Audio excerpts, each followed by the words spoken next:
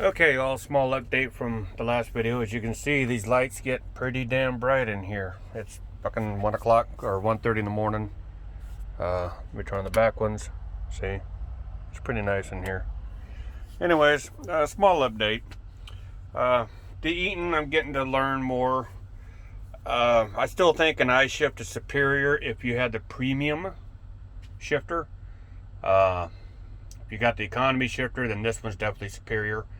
I have noticed at low speeds, like when you're coupling or uncoupling or back into a dock, it's a little bit, be patient with it. Be very patient and slow with it. So, she's similar to an old ZF transmission where, she senses pressure and she'll surge and engage. And yeah, I've had to slam on the brakes a couple times so I don't break something. So just keep that in mind. I also learned that I was wrong about the brake-only Jake brake system. It turns out that if you have the cruise on, not engaged, just on, with the white symbol, the Jake brakes come on with the brakes only. If you turn the cruise off, where the white symbol's gone up here, then the Jake brakes work normally. So that I accidentally discovered that. So another thing I've noticed, Tom, if you're watching this video, these fifth wheels set a little bit higher than what the Volvos and Freightliners. Not sure about the Kenworths. Kenworth's made by the same company, so I imagine they'd be the same for the Peterbilt. But those trailers we kept backing under, it's like, man, who the hell set them so high? Yeah, it's the Peterbilts. So what I've gotten in the habit of doing is lowering my air dump before I hook up. And then I slide right underneath it pretty easy, and then I engage the air system again, and it raises up off the ground. When I'm dropping, I'll set the landing gear about maybe 2 inches from the ground, and then dump my airbags and be patient, let it hit the ground, blah, blah, blah. So just something to consider. I do like it shifting when she's pulling hills. I could be doing 70, dropping into manual, and downshift it, and she'll just take it and run. So it is nice. It's very nice. On the way to Boise, I averaged 7.6 miles per gallon, pulling about 12,000. It's not too bad. The Volvo did about 6.5. So that's, almost a full mile per gallon more. That's a lot of savings. I did find out I got 240 gallons on board. Instead of the 250 I had on the Volvo, only 10 gallon different, but with that full mile per gallon, I actually get more distance out of tanks than I did on the Volvo. So do the math, you'll see what I mean. Got my microwave installed. Yes, there we go, 700 watts. And I did replace the inverter. So it is what it is. Put a 2,000 watt inverter in. The old one was 1,500. Got a little fan up here now. Something else I learned, the top speed is determined by our mile per gallon, not the one that it displays. And I notice it resets every damn day. So I idled all night long at Boise. When I shut down, I was sitting at about 7.3, 7.4.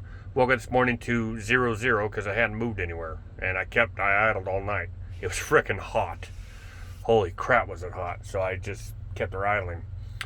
On the way to Boise, I started out at 4.0. By the time I got to Piddleton, I was able to do 68 instead of 67. 67 is the absolute minimum we'll go down to based on mile per gallon. By the time I got to, I would say, La Grande, Baker City area, I was able to grab 69. And as I transitioned into Idaho, I was able to grab 70. Now on the way back, it was different. I didn't get to 68 until I almost got to Hermiston. And that's all I ever saw the rest of the trip. But I only got about 6.4 miles a gallon on the way back because I had a strong headwind I was pushing against. With that said, I don't think it's based on the display we're seeing. I think it's based on the internal calculations. I'm going to talk to Yana, see if we can't get that changed.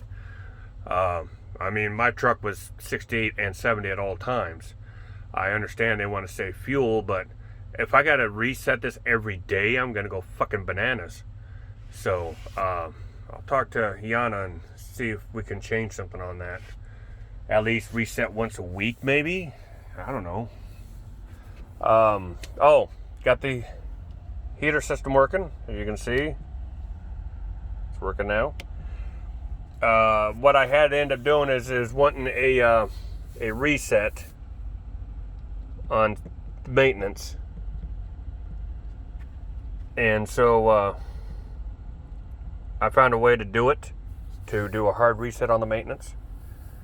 And now it seems to be working, kinda. It says heater enabled. I set it for 93 degrees, but it ain't coming on. It's still got a red light.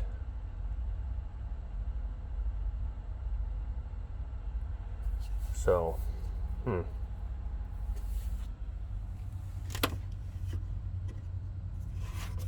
gonna have to check it a little bit more. But I do know that it was saying maintenance required, and I went through and reset everything, so it seemed to be that seemed to be working. I'll test it out here, see what's going on. And that's all I've done so far. I'm having a little bit of minor issue with my pigtail. I'll get that changed out. But anyways, that's where I'm at for now. Talk to you later.